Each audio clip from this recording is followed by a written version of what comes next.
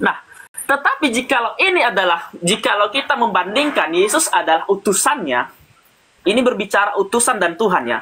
Jikalau Yesus adalah utusan, maka saya berani berbicara Yesus tidak mempunyai hak untuk mengatakan bahwa saya akan menyediakan tempat bagimu.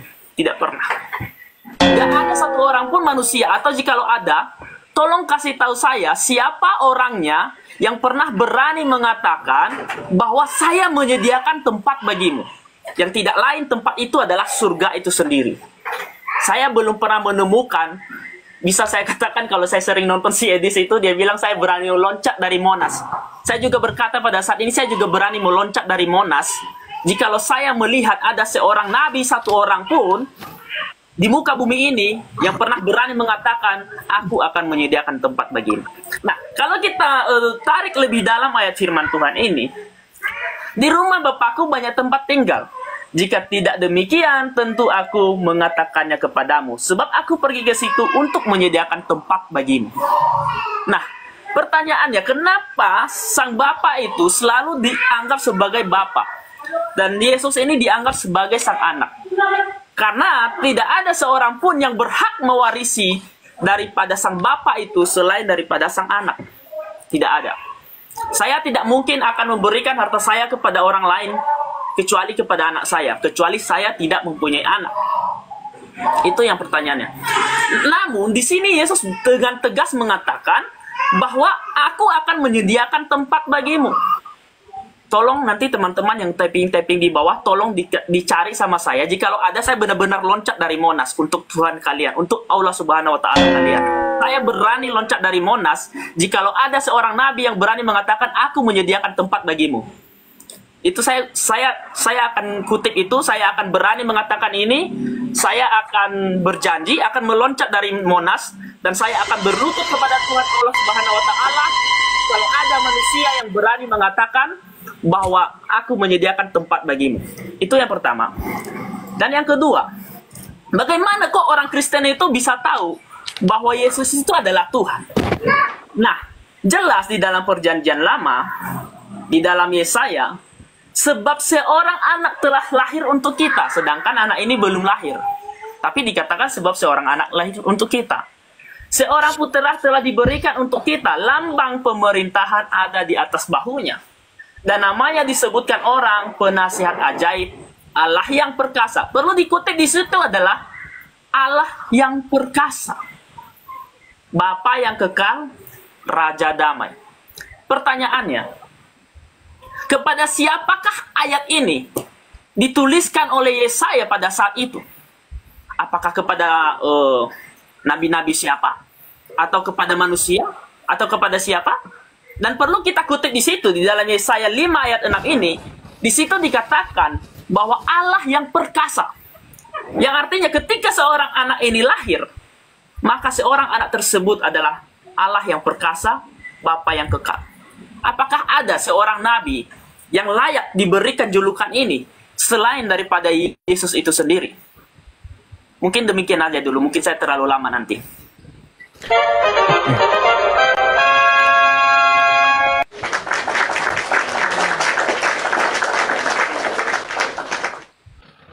Anda mengatakan Anda akan loncat dari Monas kalau ada seorang nabi. Sebenarnya Anda sedang menjebak diri Anda. Pada saat Yesus berkata demikian, dia berkata sebagai manusia, bukan sebagai Tuhan. Sedangkan objek pembicaraan Yesus adalah surga. Dan audiensnya itu adalah Bani Israel, bukan Kristen. Itu yang harus dipahami. Kemudian, kalau Anda sesumbar mengatakan itu, di dalam hadits riwayat Muslim, baginda Rasulullah Muhammad SAW menjelaskan, jaminlah aku 6 perkara, maka aku akan jamin engkau surga. Yang pertama, amanah, jujur, jangan berzina. 6 perkara yang disampaikan oleh Rasulullah. Baihaqi juga meriwayatkan itu. Ya, tapi nggak perlulah Anda loncat ke Monas gara-gara itu. Karena ternyata ada orang yang menjamin surga ketika orang itu menjaga kelaminnya, menjaga mulutnya, menjaga kemudian amanah. Rasul mengatakan apa? Jaminlah aku 6 perkara, maka aku akan jamin engkau surga. Ini ucapan Rasulullah. Kemudian, kalau Anda mengatakan Anda akan loncat ketika ada ucapan seperti itu, Yesus hanya menempatkan dirinya sebagai nabi yang mengatakan di rumah Bapakku banyak tempat, di rumah Tuhanku banyak tempat. Yesus bertuhan, Anda tuhankan. Berarti Yesus tidak akan pernah memberikan tempat kepada Anda, karena Anda tidak melaksanakan apa yang Yesus perintahkan. Itu yang pertama. Yang kedua, untuk masuk ke dalam surga, dosa-dosa kita harus dihapuskan. Rasulullah Muhammad SAW jelas menerangkan dalam Al-Quranul Karim, Qul in kuntum tuhibbunallaha fattabi'uni yuhibbukumullah wa yaghfir lakum dzunubakum wallahu ghafurur rahim. Siapa yang ikut kepada Rasulullah, maka dia akan masuk ke dalam surga.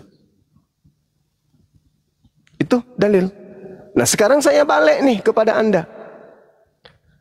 Kalau ada jaminan Yesus kepada orang yang ibadah minggu, makan babi, merasulkan Paulus, mengkitabkan perjanjian baru, agamanya bernama Kristen, Tuhannya bernama Yesus, saya juga ingin taruhan.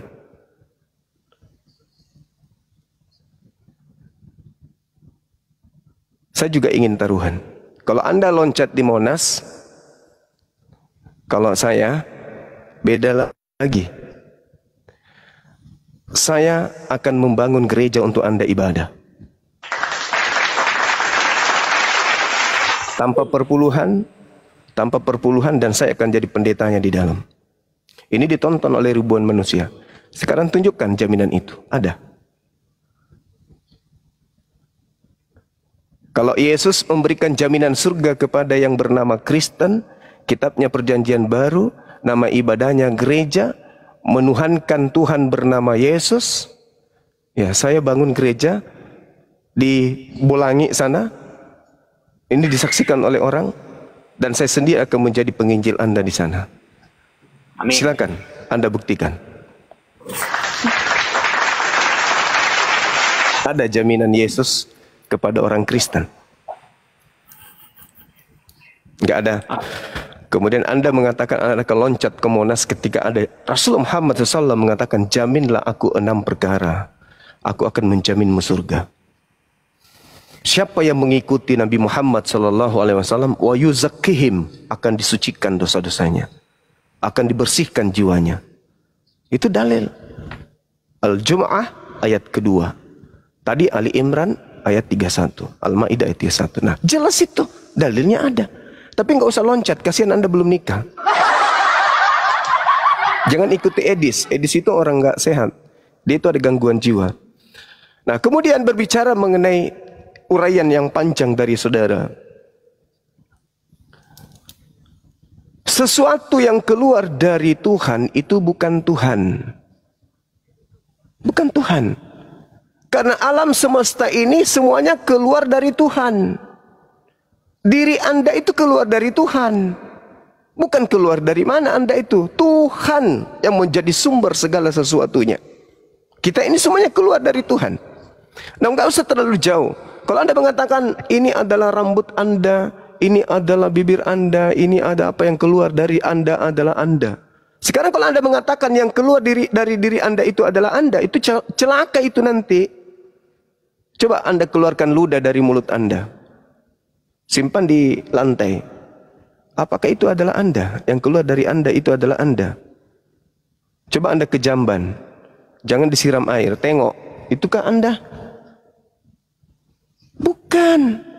Itu bukan Anda. Tapi kenapa ketika Anda di atas pohon, kemudian Anda meludah ke bawah, Pak Bom Bom ada di bawah, Begitu Anda teriaki bonbon, dia naik gini, mulut menganga, Anda meludah, masuk ke mulutnya. Yang dikejar bukan ludah Anda, tapi adalah Anda. Kenapa? Karena sumber ludah itu adalah Anda. Bukan berarti ludah itu adalah Anda. Makanya Anda yang dibal-balin sama bonbon. Bukan.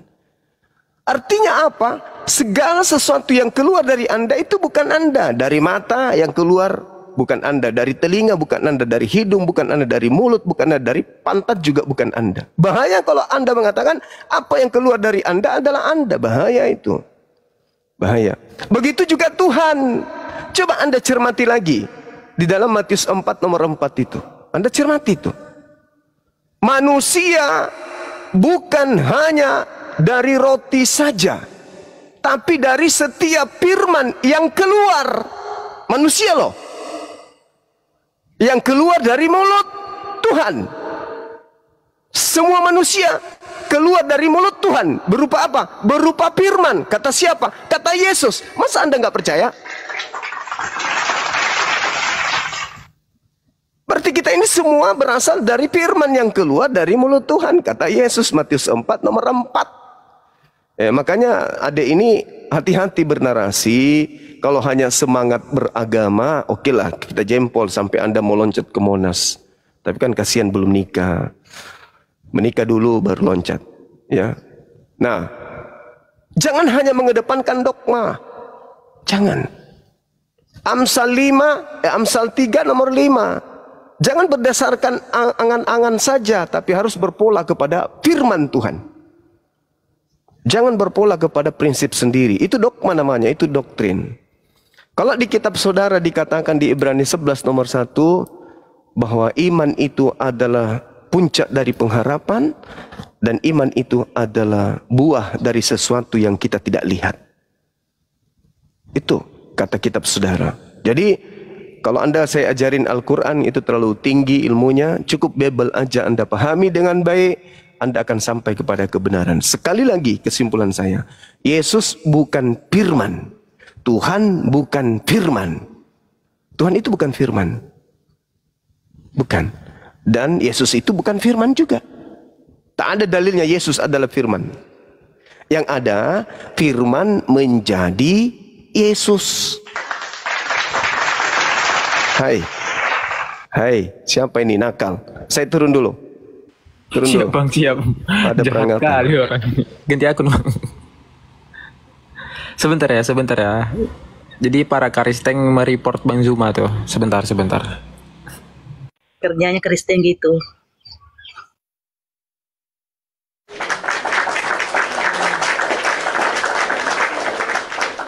Ya teman-teman tap-tap layar ya yang dibawa kawan-kawan muslim, aki-aki muslim tap-tap layar. Ya, assalamualaikum Aki Fandi. Assalamualaikum warahmatullahi wabarakatuh. Lanjut.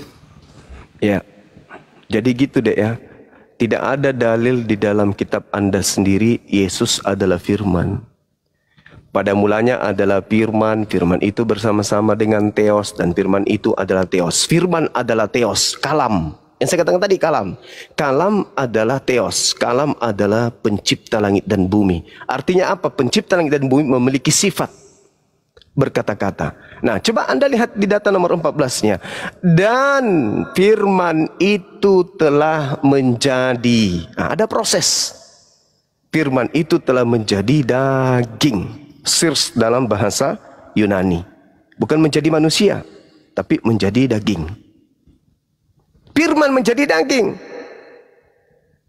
Firman itu menjadi daging artinya sama seperti ini. Saya kasih analogi. Saya seorang pemimpin.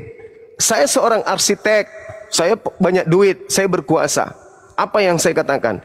Di sini saya ingin membangun sekolah. Apa yang terjadi? Karena kekuasaanku, punya duit, punya kekuatan, saya bayar semua tukang-tukang mendirikan sekolah. Terbentuklah sekolah itu, orang datang kemudian mencatat. Sekolah ini pada mulanya adalah firman yang keluar dari mulut Bang Suma. Salah? Enggak. Yesus pada mulanya adalah firman, betul. Bangunan tadi pada mulanya adalah perkataan, betul. Negara kita ini pada mulanya perkataan, semuanya diawali dengan perkataan. Ya, jadi begitu ya, Dek, ya. Ketika dikatakan pada mulanya adalah firman, firman itu bersama-sama dengan Tuhan, dan firman itu adalah Tuhan, dan firman itu telah menjadi manusia. Maksudnya, mulut bersama-sama dengan kita. Mulut kemudian mengeluarkan ucapan. Maka apa yang keluar dari mulut kita itulah yang terjadi. Jadi bangunan, jadi bangunan. Tuhan, Maria hamil. Untuk mengetahui implementasi apa yang saya sampaikan, apakah Yesus ini keluar dari mulut Tuhan atau tidak, maka Anda lihat, Yesus ini keluar jatuh dari mulut Tuhan dari langit, atau Yesus ini keluar dari rahim manusia. Kalau Anda mengatakan bahwa Yesus keluar dari mulut Tuhan, berarti dia harus berupa manusia jatuh dari langit. Ketika ia jatuh dari langit, bayi sampai di bumi, rambutnya sudah putih, sudah gondrong dia, sudah berkumis, sudah berjenggot. Ketika dia ada di bumi, karena jatuh dari langit, seperti itu. Ya, ibarat telur dibuang dari atas, begitu sampai di bawah sudah menjadi ayam jantan. Tapi faktanya apa? Masuk ke dalam rahim Maria dulu, digodok 9 bulan. Habis itu baru keluar. Berarti firman yang keluar dari mulut Tuhan itu bukan Yesus. Firman yang keluar dari mulut Tuhan itu adalah, wahai Maria, pada bulan ke-6 Malaikat Gabriel datang kepada Maria pada seorang perawan bernama Maryam. Apa kata Gabriel? Wahai Maryam, engkau akan hamil. Kata Maryam, oh mustahil, bagaimana mungkin saya hamil? Saya tidak ada suami, saya tidak disentuh laki-laki. Apa kata Gabriel? Roh Elohim berkuasa atasmu. Maksudnya apa? Kekuasaan Allah menghendaki. Jadi ketika Gabriel datang kepada Maria, firman disampaikan kepada Maria, Maria, Tuhan menghendaki engkau hamil. Nah itu firmannya. Firman Tuhannya itu, katakan kepada Maria, aku ingin dia hamil dan melahirkan seorang manusia bernama Yesus. Datanglah firman itu diantar oleh Gabriel. Maria, Tuhanmu berkat firman. Firman Tuhan, kehendak Tuhan. Maria hamil. Untuk apa sih kau melahirkan Yesus secara ajaib? Untuk sebagai nabiku, wakilku, dutaku, untuk menyampaikan firmanku kepada Bani Israel. Makanya Yesus mengatakan, Yohanes 4:2, aku datang bukan atas kehendakku sendiri. Dia datang ke dunia bukan atas kehendakku sendiri. Kalau Yesus itu yang adalah Tuhan itu sendiri, maka dia akan berkata, aku datang menjadi manusia atas kehendakku sendiri. Tapi kan dia mengatakan bukan atas kehendakku, berarti bukan Tuhan. Dan lagi-lagi Yesus manusia, bukan Tuhan. Sementara Tuhan bukan manusia. Bilangan 23 nomor 19. Tuhan bukan manusia dan bukan anak manusia. Yesus manusia dan anak manusia. Nah itu, silakan. Minum dulu.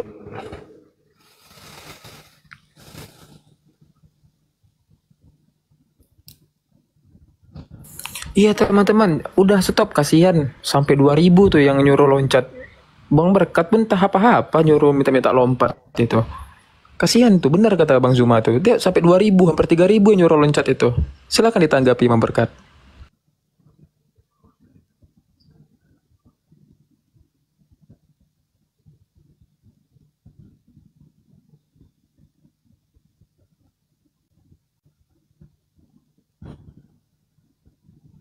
Bentar ya, aku lagi nangis itu, nanti malah ini apa nih atuh? Lagi nangis terdengar nanti itu lalu ini nih. Oh iya, terdengar. Nggak kena report kan nanti ini. Iya benar. Bentar ya. Oke. Si Raid. Selamat siang si Raid. Halo, selamat siang. Iya, dari Protestan atau Katolik? Jelaslah orang HKBP nih. Oh, HKBP. Oke, Protestan ya. Siap. Oke, Tiara.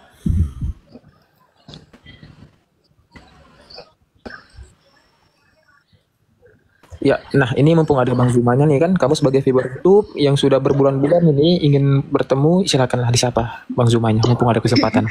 Assalamualaikum Bang Zuma. Waalaikumsalam warahmatullahi wabarakatuh. Ya, silakan Bu.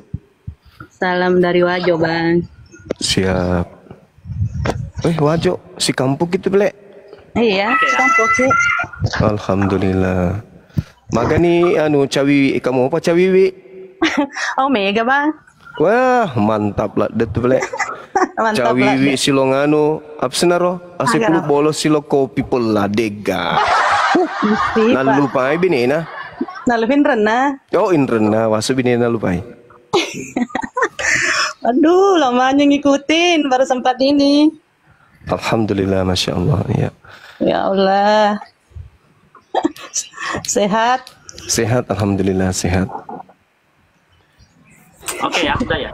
Oke, oke, Iya. oke. Ya, dilanjut. Ya izin ya. Nabi. Iya, makasih. Iya, iya. Inilah yang menjadi pertanyaan saya tadi ya. Tidak ada seorang pun nabi yang pernah berkata, aku menyediakan tempat bagimu. Yang saya garis bawahi tadi di situ, yang saya katakan, aku menyediakan tempat bagimu. Yang artinya surga. Tadi Bang Zuma katakan, apakah ada orang Kristen Tuhan bisa jamin masuk surga? Tentu iya. Kenapa? Karena yang Tuhan jamin masuk surga adalah orang Kristen. Kenapa? Yesus katakan, baptislah mereka di dalam nama Bapa, Putra, dan Roh Kudus. Tapi ketika Islam mengklaim mungkin bahwa mereka mengikuti ajaran Yesus, saya belum pernah melihat orang Islam dibaptis di dalam nama Bapa, Putra, dan Roh Kudus. Sedangkan itu adalah ayat yang menjadi ayat untuk memberitakan firman Tuhan di seluruh bumi ini. Nah, siapakah ajaran yang mengajarkan tentang baptisan itu? Sedangkan yang Yesus sampaikan kepada murid-muridnya adalah baptislah mereka di dalam nama Bapa, Putra, dan Roh Kudus. Tadi Bang Zuma katakan bahwa itu bukan orang Kristen ya. Mungkin dipersilahkan, mungkin ada saya melihat orang Islam mungkin atau siapa saja, agama apa saja yang ada di dunia ini yang dibaptis di dalam nama Bapa, Putra, dan Roh Kudus. Dan itu adalah ajaran Yesus, Bang Zuma. Jadi tolong Bang Zuma bersedia nanti tolong jangan gereja. Nggak usah besar-besar dananya Bang Zuma. 100 juta aja udah cukup bangun gereja muda di sana. Ya teman-teman ya, 100 juta aja udah cukup bagi saya nggak terlalu serakah dan tidak meminta-minta lagi kalau ada gereja dibangun untuk saya di sini ya. Oke. Dan itu bukan untuk saya. Ya. Itu untuk jemaat-jemaat datang memuji supaya mereka merasa nyaman memuji memuliakan nama Tuhan. Dan gereja itu bukan milik saya, tidak ada yang namanya gereja itu milik pribadi. Karena itu adalah milik orang-orang Kristen. Yang kedua, apakah pernah kita melihat orang di luar Kristen yang melakukan perjamuan kudus dengan darah dan dengan roti? Dengan anggur dan dengan roti. Apakah ada? Sedangkan itu adalah ajaran Yesus yang disampaikannya kepada murid-muridnya. Apakah ada dari kepercayaan-kepercayaan lain yang melakukan seperti itu? Gak ada. Gak ada ya. Jadi, fokus nih Bang Zuma ini, bahwa yang Yesus katakan adalah, aku menyediakan tempat bagimu, kitabnya harus Bible, agamanya harus Kristen, apalagi tadi ya Bang Zuma ya, saya lupa tadi maksudnya. Itu adalah hal-hal yang tidak terlalu diutamakan. Yesus tidak mengenal agama.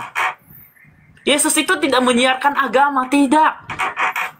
Yesus itu menyiarkan kepercayaan. Ya baru sekarang ini baru namanya agama.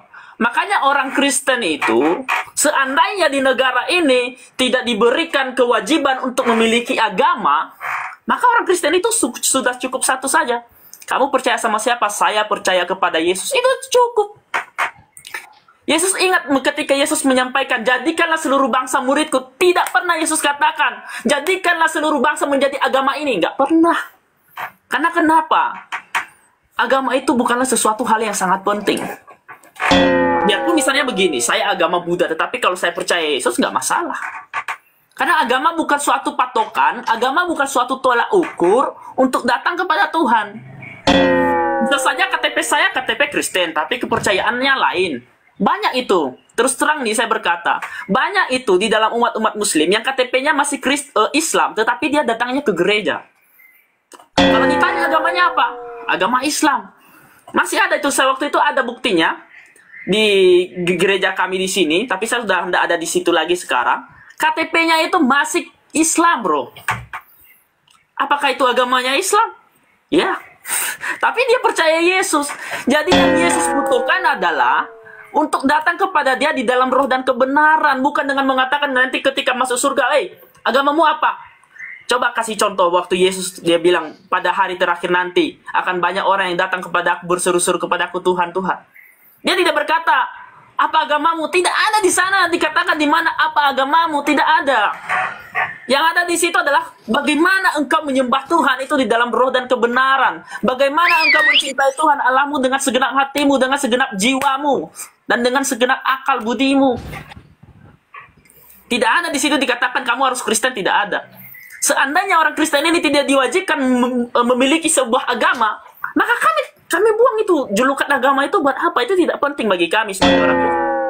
Tetapi ketika dikatakan bagi kami, pergi dan tinggalkan Yesus sebagai Tuhan dan Juru Selamatmu, maka saya sendiri siap dipotong leher saya ketika dikatakan orang seperti itu bagi saya. Tapi ketika orang mengatakan, ubah KTP-mu dari Kristen menjadi Islam, saya siap. Saya siap. Tapi ketika orang berkata kepada saya, ubah kepercayaanmu dari mempercayai Yesus sebagai Tuhan menjadi mempercayai Yesus sebagai Nabi saja, sorry. Biarpun maut yang menjadi penghalang saya akan hadapi. Itu dia, Bang Zuma. Jadi, tolong Bang Zuma siapkan gereja untuk saya, karena di dalam agama Islam, saya tidak pernah melihat agama Islam itu pembaptisan, dan saya tidak pernah melihat di dalam Islam itu namanya perjamuan kudus. Udah Kemudian, ya? pertanyaan Satu-satu boleh? Jawaban yang pertama. Satu-satu boleh? Nanti dulu Bang Zuma, saya harus ini dulu sama Bang Zuma ini tadi ya. Nanti saya lupa soalnya. Yo tadi Bang Zuma kepanjangan saya diam aja. Masa sekarang giliran saya lalu Bang Zuma harus ini. Giliran saya dulu lah, saya harus bantah dulu semua dari Ya enggak, masalahnya mulutnya selalu offside. Terlalu lebay. Bang Zuma, nanti keluar congor pula di sini kan. Nanti kalau jalan debat congor, kalau enggak itu digeruduk. Enggak, terlalu lebay, mulutnya terlalu lebay, mau loncat di Monas lah. Jangan goyah Bang, jangan goyah dulu. Nah, ketika tadi Bang Zuma mengangkat bahwa Tuhanlah bukan manusia, nah itu adalah potongan-potongan ayat.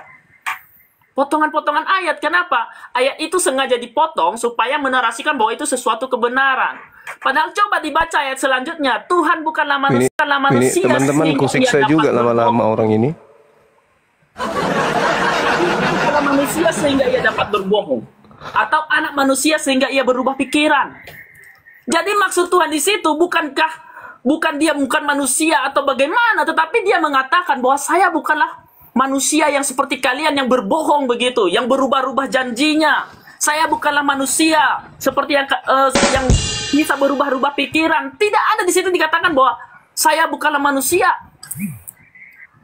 Maksud Tuhan di situ adalah dia tidak berbohong seperti manusia yang ada di dunia ini. Dia tidak mengikat janji seperti manusia yang ada di dunia ini. Makanya ayatnya jangan dipotong-potong, Bang Zuma. Ada lagi? Saya jadi lupa ini gara-gara. Terlalu panjang. Oke, lanjut masih ada. Terlalu panjang udahlah. Ya, gini. Pikirkan kembali. Yang tidak bisa membuktikan ya terkait apa yang saya pertanyakan. Anda membahas baptis. Syarat menjadi Kristen itu adalah baptis, betul? Betul? Itu betul. Betul ya? Betul ya? Ya. Tolong tunjukkan satu orang yang pernah Yesus baptis. Yesus tidak membaptis, tetapi Yesus menyuruh, memerintahkan untuk membaptis. Karena Yesus dia Tuhan. tidak membaptis. Iya, tapi dia memerintahkan. Itu katanya, itu dia yang menyampaikan. Berarti Yesus tidak pernah sabar. Berarti Yesus tidak pernah mengkristenkan orang. Matius 3 nomor 11, nanti Yesus datang membaptis dengan api. Maka perindah rambutnya, nanti Yesus datang membotakkan Anda. Yesus tidak pernah membaptis. Yesus tidak pernah mengatakan jadikanlah seluruh bangsa menjadi hambaku.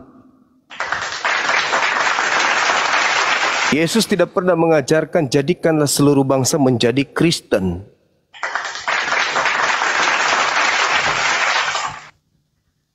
Syarat menjadi Kristen baptis. Yesus tidak pernah membaptis. Yesus tidak pernah mengkristenkan orang. Sekarang tak ajarin. Baptis berasal dari bahasa Yunani, artinya baptiso. Apa artinya baptiso? Paham? Pembasuhan. Oke? Ketika ada dalil sisipan di Matius 28 yang Anda bawa, dan juga Markus 16 nomor 16, baptislah dia dalam nama Bapa, nama Anak dan Roh Kudus. Bukan disuruh menyembah Anak dan Roh Kudus bermerpati. Basuh dia dengan nama Bapa, Tuhan satu-satunya, Anak sebagai Rasulnya, Roh Kudus sebagai penghubung pengantar firman. Bukan dijadikan sebagai Tuhan. Umat Islam sudah melakukan pembasuhan. Setiap umat Islam beribadah dibasuh dulu. Wudu. Oke? Kemudian dibasuh. Mereka mengimani Allah satu-satunya Tuhan, mengimani Isa utusan Tuhan, mengimani Roh Kudus sebagai penyampai firman. Kalau Anda mengimani tiga-tiganya Tuhan, dari mana dalilnya? Oke? Jadi tak ada dalil jadikanlah seluruh bangsa jadi Kristen, tak ada. Jadikanlah bangsa muridku, jadikanlah murid seluruh bangsa muridku. Mateteo, coba Anda sedikit berselancar ke original teksnya. Matius 28 nomor 19 ada kata mateteo. Mateteo artinya apa? Jadikanlah murid. Jadi terjemahan yang betul, jadikanlah murid seluruh bangsa muridku. Berapa bangsa murid Yesus? 12 bangsa. Benyamin, Yusuf, ya, 12 bangsa. Bukan bangsa Batak, bangsa Toraja, bukan. 12 bangsa murid Yesus ini harus dijadikan murid semua. Bukan seluruh bangsa Indonesia, bukan. Anda salah memahami, makanya baca original teks supaya Anda paham. Itu yang pertama. Yang kedua, Matius 28 nomor 9 itu, nomor 19 itu, sisipan tidak ditemukan di Kode Sinaiticus dan Vatikanus. Itu penambahan. Itu tidak ada itu. Itu hanya ditambah-tambahkan. Matius 28 itu hanya sampai data nomor 15 di manuskrip tertua. Baptislah dalam nama Bapa itu juga sisipan. Markus 16 itu hanya sampai data nomor 8. Nomor 9 sampai nomor 20 itu tambahan.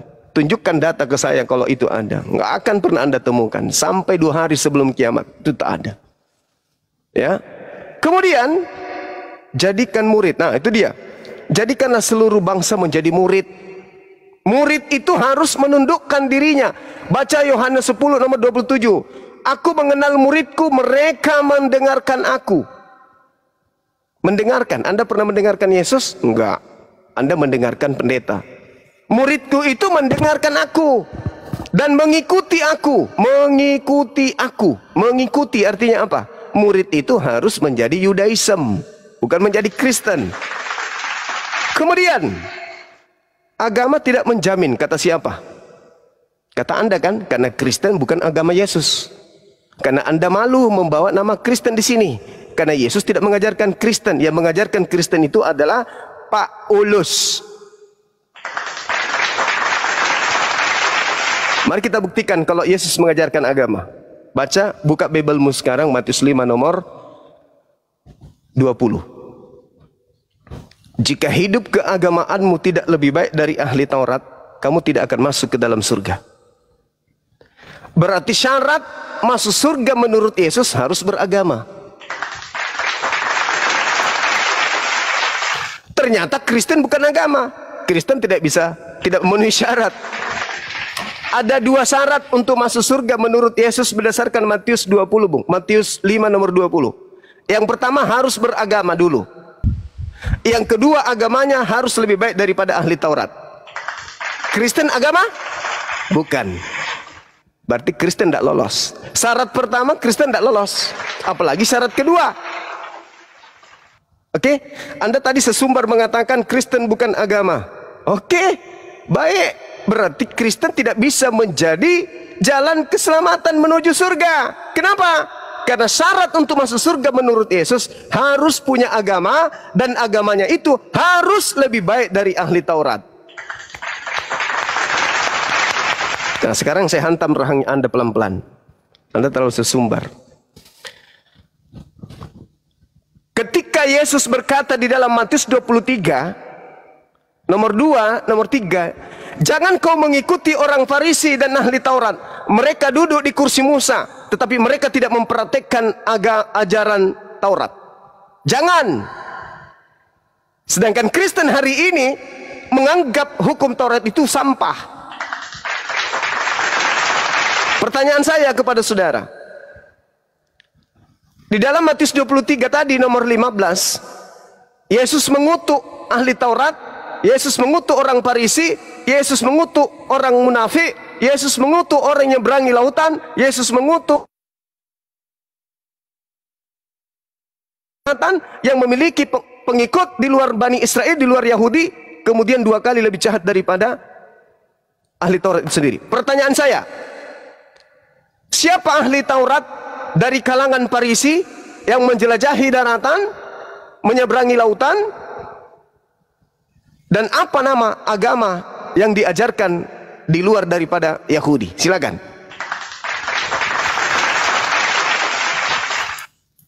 Silakan Anda baca dulu Matius 23 nomor 15. Celakalah engkau wahai ahli Taurat, orang Farisi, orang munafik, engkau menyeberangi lautan, menjelajahi daratan, mentobatkan satu orang, dan setelah engkau mentobatkan, kau jadikan dia orang neraka, orang neraka, orang neraka, dan 2 kali lebih jahat daripada engkau sendiri. Pertanyaan saya, siapa orang Farisi tersebut yang menyeberangi lautan, menjelajahi daratan, dan apa nama sekte yang didirikan di luar Yahudi?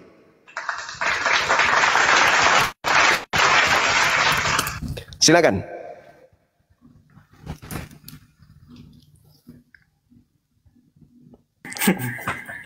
Oke, Bang Zuma. Ini tadi Bang Zuma selalu membawa ke dalam versi asli ya, versi asli Alkitab. Tetapi sekali dibicara keagamaanmu langsung dibahas itu adalah agama. Nah, inilah yang menjadi kacau balaunya. Kenapa? Kok jadi saya yang kacau? Kitab LAI itu ditulis oleh lembaga Alkitab untuk orang bisa memahami dengan keadaan sekarang, dengan relevansi sekarang, dengan bahasa-bahasa sekarang, supaya dapat mudah dimaknai dan dimengerti. Namun, jika kita melihat di dalam bahasa aslinya, sebenarnya itu bukan agama. Tadi saya sudah mengatakan itu bukan agama. Di sana dikatakan adalah dikaiosine, yang artinya adalah kebenaran. Namun ketika kita juga berbicara, ketika kita melihat terjemahan di dalam bahasa Ibrani, di sana dikatakan sedekah. Jadi di situ dia tidak berbicara tentang agama. Di situ Tuhan Yesus berbicara, jikalau sedekahmu tidak melebihi daripada orang Farisi dan ahli Taurat. Ya, coba ya, mana ya? Jadi kata agama itu salah di situ. Ya, itu jelas salah, itu terjemahan terjemahan Alkitab. Tapi saya tidak mengatakan itu salah total atau bagaimana. Saya sudah mengatakan tadi itu bahasa yang diterjemahkan, ya. Itu adalah bahasa yang diterjemahkan supaya orang mudah dimengerti. Karena ketika kita mengatakan kebenaran, maka bisa disangkut pautkan dengan keagamaan di dalam sekarang ini. Sehingga LAI menulis Alkitab, menerjemahkan Alkitab, bukan menulis ya, menerjemahkan Alkitab sebisa mungkin dapat dipahami oleh orang-orang. Tetapi bagi orang-orang yang sudah belajar lebih dalam lagi, maka akan menggali teks-teks tersebut supaya itu menjadi referensi bagi diri kami juga. Ternyata itu adalah Kaiosne, dikaiosne, yang artinya kebenaran. Kemudian kalau kita melihat di dalam terjemahan Ibrani juga sedekah. Siapkan baju. Itu yang pertama. Yang artinya bahwa Yesus di situ bukan berkata tentang keagamaan, tetapi kepercayaan, kebenaran. Makanya Yesus katakan, jikalau hidup keagamaanmu tidak melebihi daripada orang Farisi dan oleh Taurat. Dia berkata begitu. Itu dulu yang perlu dikutip. Saya lupa tadi mencatat apa-apa tadi kata Bang Zuma ini. Nah, iya, oke. Apakah Muslim dibaptis ketika mereka membasuh dirinya? Ya, apakah Muslim ketika membasuh dirinya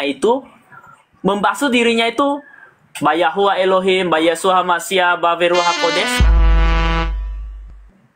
Saya mengatakan tadi itu bukan hanya berbicara basuh, tetapi di situ ada makna yang tidak bisa dilepaskan di situ, yaitu membaptis dengan nama. Dengan nama siapa? Saya tidak pernah melihat di situ dengan nama Allah Subhanahu wa taala, tidak pernah.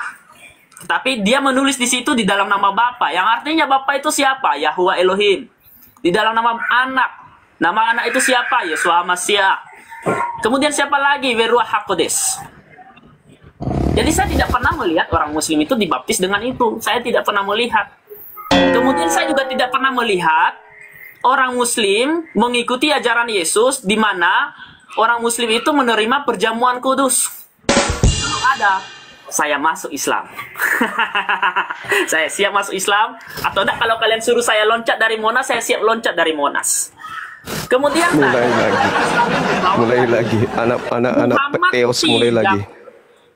Muhammad yang Mbak Zuma bawa tadi, dia tidak memberikan tempat, tetapi hanya menjamin di situ. Yang artinya tidak ada bukti yang konkret bahwa dia dapat. Saya minta tempat untuk Kristen mana? Ucapan gini. Terlalu panjang Anda membual.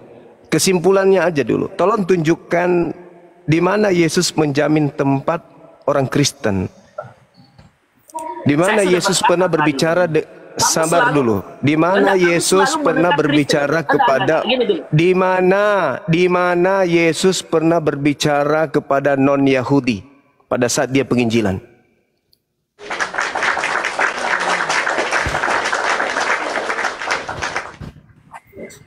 Non-Yahudi ya?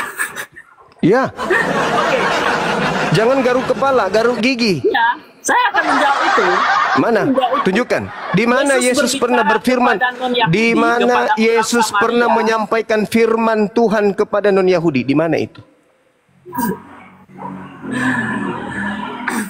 Yesus pernah menyampaikan ketika ada seorang ibu-ibu janda, dia berkata, yaitu orang Samaria pada saat itu. Dia sebut apa? Dia sebut domba atau disebut anjing? Dia sebut anjing memang. Mana firman yang disampaikan Yesus kepada ibu itu? Anjing, ente anjing, betul? Iya.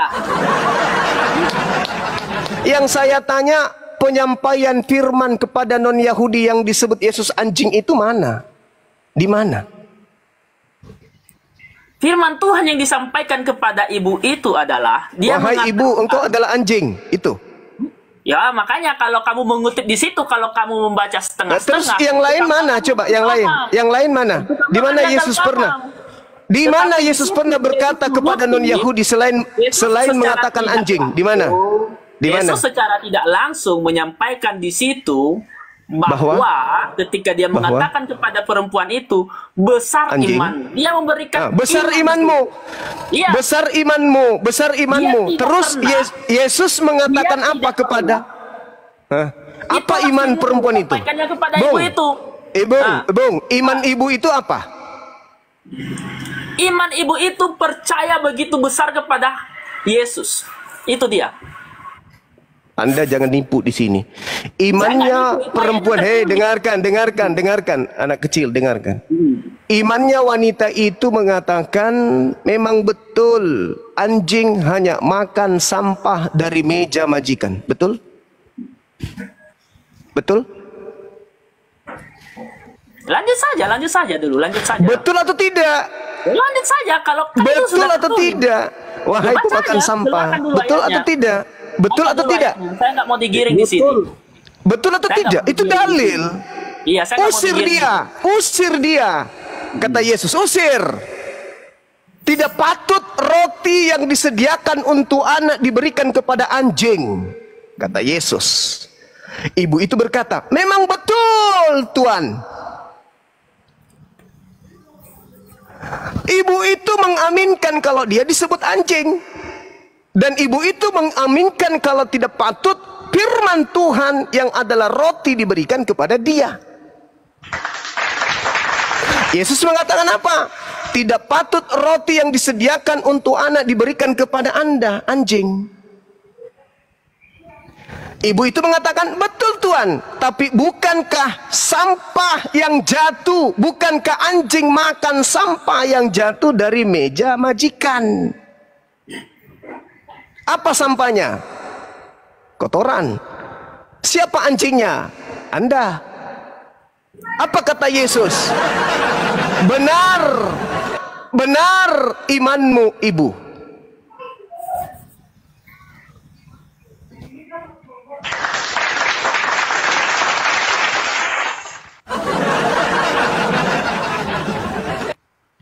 Mau kemana? Monas loncat. Anda mau kemana? Ayo loncat. Kunarion, Anda mau kemana?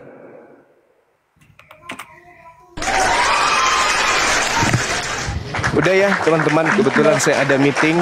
Ya, thank you ya berkat Anda diskusi dengan baik. Cuman hindari terlalu sesumbar karena Anda sedang berdialog dengan penolong ajaran Yesus. Saya diutus untuk meluruskan ajaran Yesus yang kalian Lari bengkokkan. dulu Bang Zuma, berikan saya kesempatan untuk menjawab gitulah. Ya udah silakan. Anda silakan. Saya masih ada waktu kurang lebih 30 menit.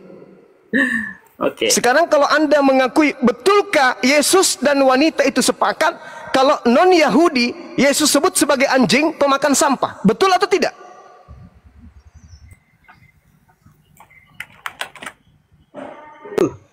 Anda hentikan aja diskusi ini.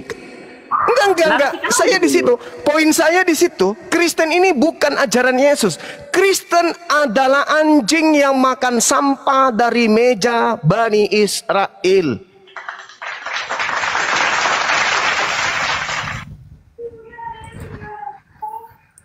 Udah, narasikan aja dulu.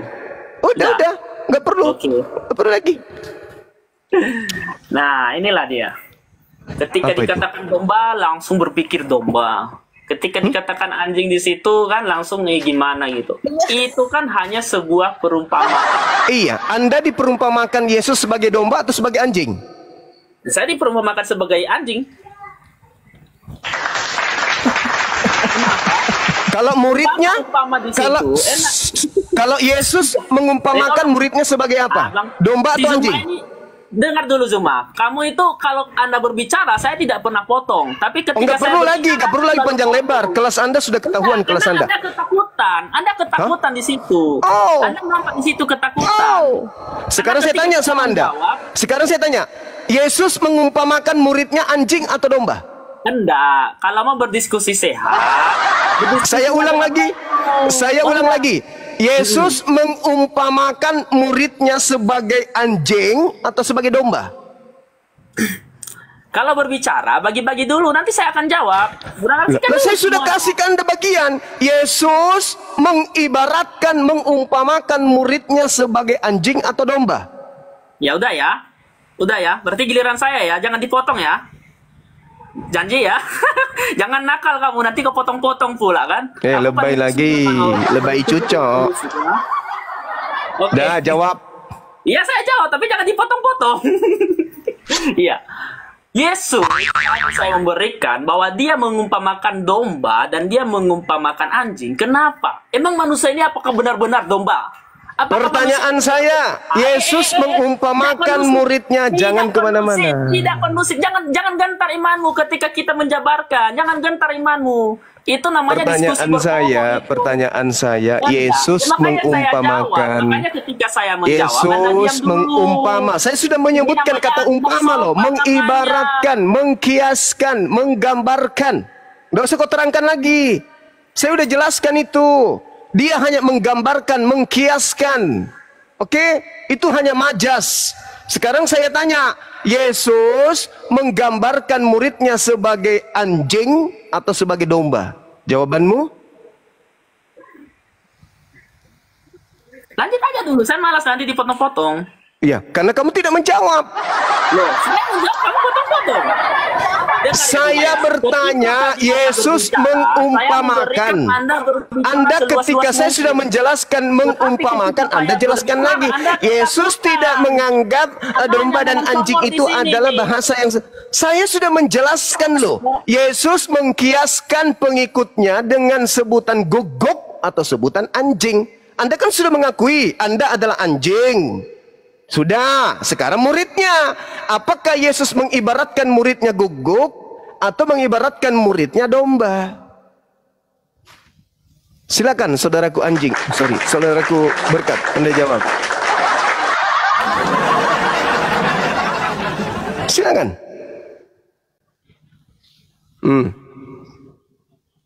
Anda siapa rupanya? Anda siapa? Anda siapa rupanya? Kalau kita berdiskusi, pasti ada aturan, bukan siapa saya dan siapa kamu. Aturannya menjawab pertanyaan sesuai dengan pertanyaan. Jangan saya bertanya tentang harga telur, Anda jelaskan tentang sendal. Jangan Anda berkata, Anda siapa rupanya. Ini kan diskusi. Kalau berdiskusi harus ada aturannya. Aturannya apa kalau ditanya? Yo, aturannya ya kita jawab. Dan ketika saya jawab, Anda kembali memotong. Jawabannya harus sesuai di pertanyaan atau tidak? Ya harus sesuai. Emang saya nggak sesuai? Pertanyaan saya ulang. Yesus mengumpamakan muridnya sebagai anjing atau domba? Jawab. Udah. Itu kan pura-pura. Udah. Nanti saya menjawab, kamu potong. Kan saya sudah bilang jawab. Strategimu. Jawab. Strategimu. Jawab. Ketika saya menjawab, Jawab. Anda langsung potong. Ketika Jawab. Anda Saya kasih kamu waktu berbicara 3 bulan. Silakan. Oke, berikan saya waktu untuk menjawab atau gimana? Saya tidak akan berbicara kalau saya dipotong-potong. Lo, saya menjawab dipotong lagi sama komandan kalian. Yang sifatnya enggak sesuai kebenaran. Coba ulang pertanyaan saya. Kalau saya jawab berarti diam. Tadi Anda berbicara, saya diam. Iya, saya akan diam. Ulang pertanyaan saya. Apakah Yesus mengumpamakan muridnya dengan sebutan guguk atau domba? Jawab, saya diam. 1, 2, 3. Klik. Oke, diam. Nah, Yesus, saya tadi mengatakan, bahkan si Zuma sendiri mengkiaskan bahwa itu cuma kiasan. Ya, ada yang perlu kita tekan di situ bahwa itu cuma kiasan. Yang artinya ketika Yesus berbicara kepada muridnya, dia mengatakan domba, itu kiasan. Kenapa dia mengatakan muridnya itu adalah domba? Karena murid-muridnya itu akan diambil dan dibunuh oleh orang-orang yang tidak percaya. Makanya dia berkata, Yesus berkata apa kepada murid-muridnya, kepada Rasul Petrus dan kepada murid-muridnya yang lain? Dia berkata begini, aku mengutus kamu seperti domba di tengah-tengah serigala. Kenapa Yesus berbicara seperti itu kepada murid-murid Yesus? Karena memang, coba dilihat di dalam sejarah, tidak ada seorang pun daripada murid-murid Yesus itu yang tidak dihukum, yang tidak dilempar pakai batu, yang tidak dirajam. Semua murid-murid Yesus itu dibuat seperti itu. Makanya Yesus katakan, dia memberikan perumpamaan bahwa engkau seperti domba di tengah-tengah serigala. Yang artinya apa? Bukan berarti mereka itu adalah domba. Tidak seperti itu. Itu adalah hanya kiasan semata. Nah, ketika tadi Bang Zuma menyampaikan tentang anjing itu juga kiasan. Karena kenapa? Memang orang yang di luar daripada Petrus itu, mulai dari sekarang itu ada yang namanya mengkiaskan seperti anjing. Coba lihat ketika perang salib. Ya, ketika orang Kristen itu diam. Orang Kristen itu tidak diam. Ketika ada jemaah yang pergi berziarah di Yerusalem, maka terjadilah perang pertama. Kenapa ada terjadi perang salib pertama? Itu karena ada orang-orang yang diganggu pergi beribadah. Yang artinya kiasannya seperti ini. Anjing. Ini ketika masih mau engkau dibiarkan pukul, orang ini ngomong celoteh kayak nenek-nenek? Anda, anjing ketika engkau pukul. Udah. Saudara Berkat belajar dulu. Anda adalah segugup. Belajar. Belajar ya bro, belajar Anda dulu. sengaja memframingkan sesuatu gitu ya. Anda belajar dulu. Anda sudah mengakui Anda anjing. Murid Yesus domba, udah selesai. Anjing, domba beda. Domba Bani Israel, Yeremia 50 nomor 17 yang disebut domba Bani Yakub. Anda Bani apa? Anda bukan domba, Anda anjing sesuai dengan pengakuan Anda. Jadi sudahlah ya, Anda sudah mewakili Dosma. Dosma itu karena dia Kristen berarti dia juga seekor guguk, sama seperti Anda. Maaf ya Bang, Matius 15 nomor 24, aku Yesus hanya diutus kepada domba, tidak pernah diutus kepada guguk.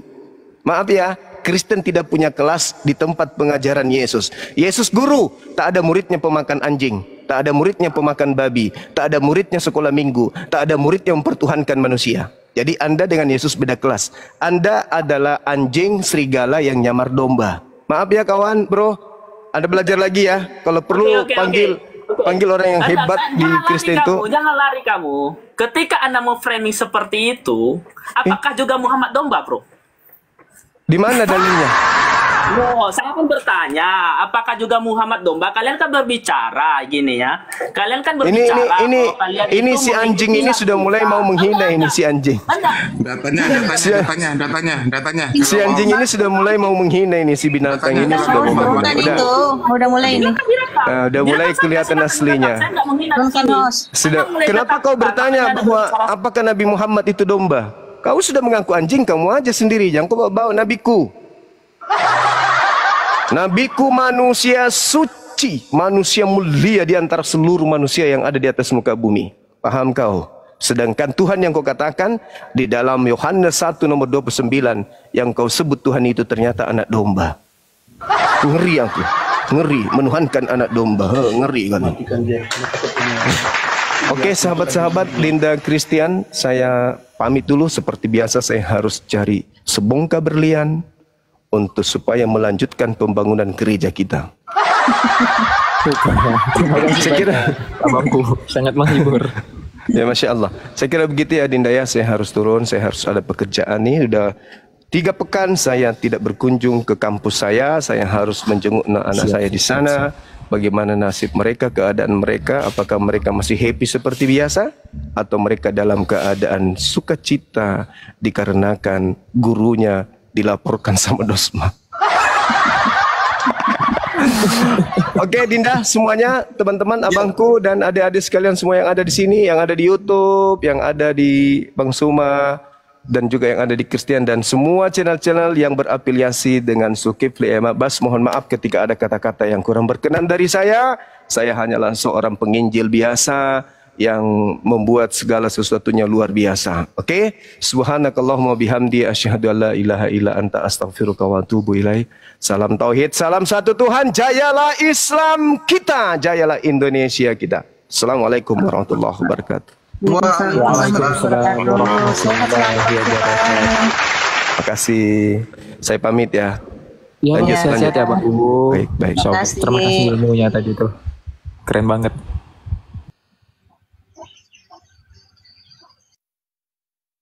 Masya Allah ya, luar biasa, keren banget. Aduh. Makasih host. Iya, Tiara gimana? Sudah kesampaian mimpinya? Belum kesampaian tapi belum ini. Belum apa? Belum. Belum puas. Izin tolong bantu di follow ya teman-teman ya. Oh iya, boleh di follow ya. Iya, udah di follow deh udah. Yang lain sudah innalillah. Aduh, sudah ini ya akun yang lainnya ya Bang Fandi. Kita sapa dulu ya Pak Ustadz Arif. Assalamualaikum warahmatullahi wabarakatuh. Waalaikumsalam warahmatullahi wabarakatuh. Selamat siang semuanya para pejuang Islam. Rapatkan barisan semuanya ya teman-teman. Iya. Insyaallah. Tapi jujur ya, tadi tuh di akhir-akhir tuh ini goyang banget rumah tuh, pegangan kuat kita tuh. Di saat masuk ultimatum dari gurunda kita tuh. Wah. Aku pegangan kuat Ustaz tadi tuh. Untung kuat. Pernyataan bahwa guguk itu penting banget buat kita semua ya Iya. teman-teman. Di situ. Ternyata pernyataannya sudah terbukti ya. Allahu Akbar, alhamdulillah. Allahu Akbar, mengaku sendiri.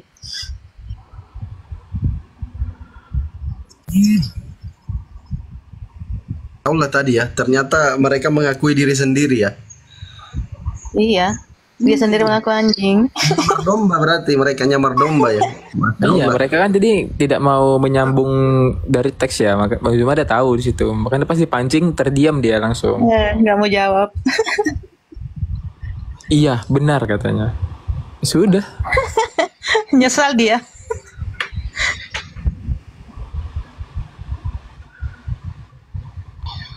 Kayak gitu aja mungkin aku izin turun udah di follow. Ustadz Arif dibesarin, Ustadz Arif. Teman-teman, masya Allah, terima kasih banyak ya teman-teman ya. Yang di atas di bawah aku izin pamit karena 3 akun sudah tumbang. Innalillahi wa inna ilaihi rojiun. 01 Semoga bangkit lagi. Semoga bangkit Harus secepatnya banyak, Bang Fandi. Ya, harus banyak memang akun karena mereka ini kayak gitu caranya yang bisa mereka lakukan. Nggak bisa lagi dialog, tumbang Kalau udah semua. mentok ya gitu. Ya udah selesai ya. Jadi senang kalian seperti Zuma itu begitu? Kenapa lagi kau lagi? Baling-baling kapal Aduh, terbang. Bremeng. Jangan kepanasan lah, Bremeng. Aduh.